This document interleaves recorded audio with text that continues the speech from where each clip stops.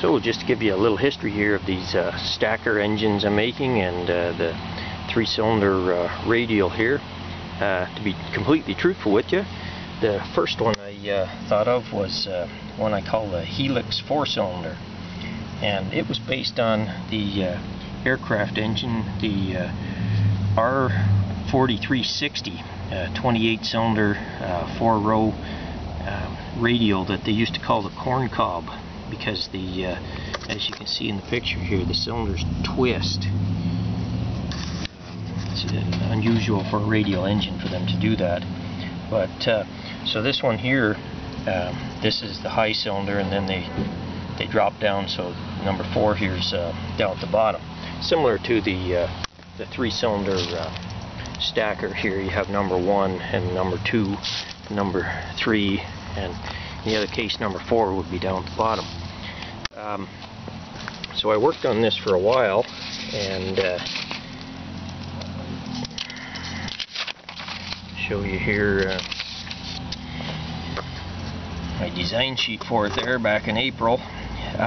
The biggest problem I encountered was developing a crankshaft for it. You have different factors, even firing orders, and as well as engine balance, that type of thing.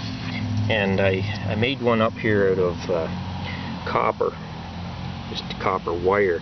As you can see, it's got the four cranks on it there. I'll set it down. Hard to see on the background there. It's got 4 cranks. And this, of course, isn't a very good crankshaft from a balance point, with 2 of them hanging off one side and then 2 of them 90 degrees. But unfortunately, it seemed to be one of the best ones. It's a balance between the firing order and the balance of the crankshaft itself. And this particular engine, the Helix 4 there, it seemed to be a serious compromise between the two. If you had a decent crankshaft for balance, then you didn't have a decent firing order.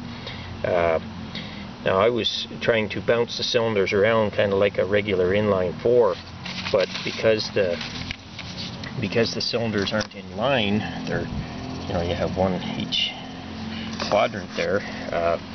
The standard 4-cylinder crankshaft doesn't even come close to working.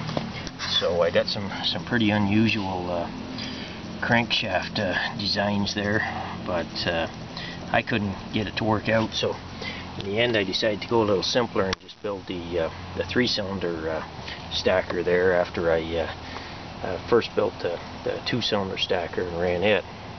Now it's an inline, of course, whereas this is a stacker radial.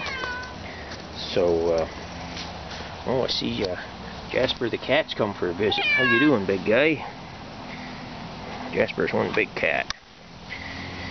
Anyway, so just wanted to show you there a little bit of the development there behind these stacker type engines that I'm working on, and I'm still proceeding with the 3-cylinder here. So anyway, everybody have a good one.